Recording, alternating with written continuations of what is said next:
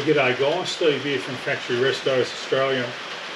Just out in the shed, it's a Sunday afternoon. You can obviously hear the rain, it's quite noisy on the tin roof. It's got to winter now and I'm back out in the shed looking for things to do. This is specifically why I do have projects. I've done up a couple of motorbikes over the years and you know, just done general maintenance on motorbikes, but I've always got some projects that I like to do over the winter. The last couple of years I bought the XC and I thought, right, there's my project for the next couple of years over the winter. So I'm just sort of not in a rush. It just gets done when it gets done. I don't put any pressure on myself at all. I like to go riding motorbikes and camping, fishing and kayaking during the summer months and even the autumn and the spring. But when it comes to winter, it's no good for nothing outside, so I just like to squirrel myself away in the shed on Sundays and sometimes Saturday afternoons and just work on stuff and build stuff and fix stuff. And so yeah. So out today working on the XC, just doing some more panel work and just getting some more stuff ready for primer. But I just thought I'd show you this while I'm out here. This Carby just come back in now, and old mate from All Carbies up in Echuca has rebuilt the Carby for me. It's the Thermoquad 4-barrel, so it's the 2-stage. So this is the 4V302 V8 that I've got. So it's got 4 Venturis in the Carby. So this is the Carburetor quad. So this is a 2-stage Carby. It has 4 barrels, and most of the time the car operates on the 2 barrels. And when you floor it, when you really kick it in the guts, the other 2 barrels come in. It's sort of a bit of like a boost. This is one of the reasons I ended up with this car. My brother had an XC panel van back in the day, a GS panel van, and it was a 4 on the floor with the 302 and the 4-valve Cleveland and Carter Thermoquad Carby as well. And as a 10 or 12-year-old sitting in the passenger seat with him, when he'd drop it in a second and floor it, and the second stages would kick in, oh, I reckon that was gold. I was hooked on it. So yeah, I definitely wanted to stick with the Thermoquad. I haven't driven an automatic XC 302 with the Thermoquad, so it's going to be interesting, but I'm very happy to have a good crack and see how we go with it. But the guy's done a really good job. All Carbies in Echuca, so I'm really happy with that. So yeah, a little bit of progress, little bit by little bit. I've sourced someone to do all the interior for me. There's a company in South Australia who look like they might going to be do the carpets and the hood linings and the redo the sun visors as well as the door cards and the door lining on the door cards. So it will look like I'm probably going to pull the trigger on that fairly shortly, and they'll do the whole lot. So I send some of my parts over and they make it all up, new door trims and visors and all that sort of stuff. They'll even do the little headboards in the utes. They've got tiny little headboards behind your ear there on each side. They'll even do those for me. I have to send them the pattern over. So a little bit of progress happening in the background. Haven't come across too many parts lately, but still always on the lookout for parts. It's one of the advantages of taking a bit of time with these projects is you can just keep your eye on the market, and as parts pop up, you can buy them. So yeah, I haven't sort of sourced too many parts. But out in the shed today, sort of just working on a few of these little bits and pieces. We've already done these, and this is sort of the stage I want to get these to. With a lot of these things, already done these, and I've showed you footage of me working on these. So just doing the same thing with some of these little bits and pieces that go around the fuel tank. These are fuel tank support brackets. Lucky for me, that's the old one out of the ute, pretty rusty. The root nuts are all sort of clagged up and rusted up. So this is the one out of the van, so it's really nice when you've got a donor car, you can pick the best one. These are cuts out of the, actually in front of the wheel, so that's the passenger side. So the wheel arch goes there, and that goes forward, and of course we have the removable panels in here. But all this is rusted in the ute, so I've just cut that out rough at this stage, cleaned it up, trim it up nice and neat, and we can just use that as a template in the ute and just go mark with a texture across the top, cut it from there down, just choose where we cut to, and that gives us not only the bottom half of the panel, but it also gives us that lip to sit the fuel tank cover on. So that big fuel tank that goes up and around the guard, so you can get to the fuel tanks and your shock absorbers.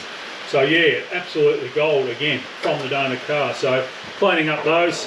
These are just door trims from underneath the on the door sills. So again, just need a bit of a clean up. Pick the best ones of those out of the ute and the van. So yeah, just going to go out, stay out here for a few hours and just start with the floppy disk and sort of start rattling away with a few hammers. One of the other things I got though was this. So this is out of the van as well. And this is the whole rear parcel shelf, the bottom of the parcel shelf panel. So this is absolute gold, you know, just being able to cut this. Again, I'll neaten these up. I'll use this as a template in the back of the ute. All this lip is gone in the ute, it's all rusted away. Even the drain holes are gone in the ute. So I've just kept this together deliberately, and again, I'll take the time. It's something I can do as I'm not a panel beater. As a bit of a layman, I can clean all these up, clean the edges up, and get these ready to weld in. So yeah, that's absolute gold. I'm going to keep that whole piece together. So, you know, just being able to pull that out in one piece is absolute gold for me. So that's my project for today. Just going to, been trying to ring around and find someone to do some of the major bodywork for me. Obviously at some stage I'll get a panel beater and to respray it for me. I won't even think about tackling that, but I really would like someone else to do a lot of the major welding through the guts of the car, and when it comes to the sills and that sort of stuff. I've got a MIG, I can do a little bit of welding, but I'm not an expert. So I rang another place just recently, and their waiting list was out to 2026, so the car restorers are real busy. So if anyone knows anyone in Victoria who's handy with a welder and wants to help me weld up the ute, or I can drop the ute off to them and they can sort of weld up some panels. I'm not expecting them to do a full rotisserie rebuild, but certainly just weld in some sills and some of these sorts of things. And yeah, if anyone knows of anyone out there, love to hear from you. Just get in contact through me via the comments. But anyway guys, I'm going to get into this and make a bit of noise and make a bit of mess.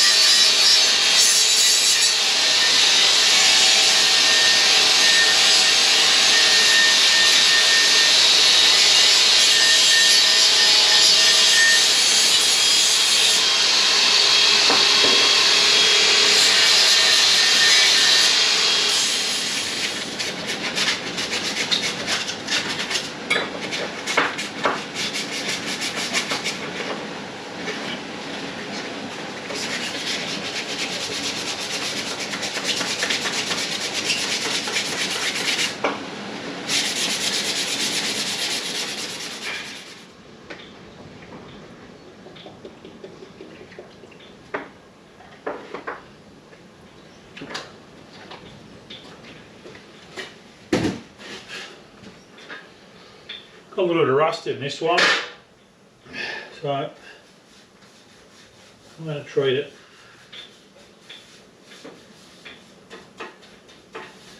As you can see, not a lot, just enough to be a little bit of pitting in here.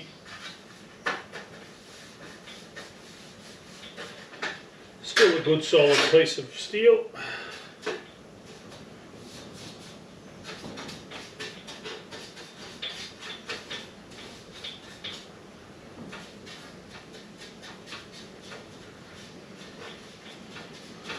So we'll chuck a bit of rust converter on it.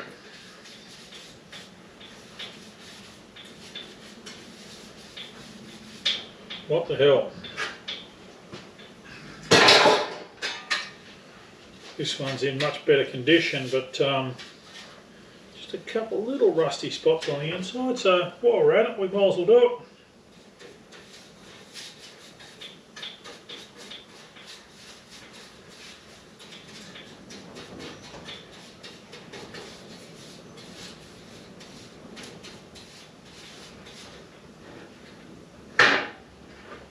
But yeah, that's in much better condition, that one. Pretty well mint condition, that one. While we're at it, we will. No, they don't need it, do they?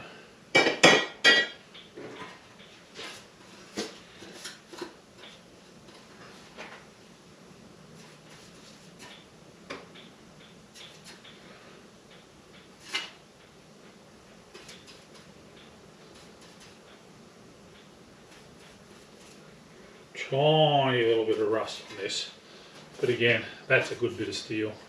That's out of the van, so it's in good nick.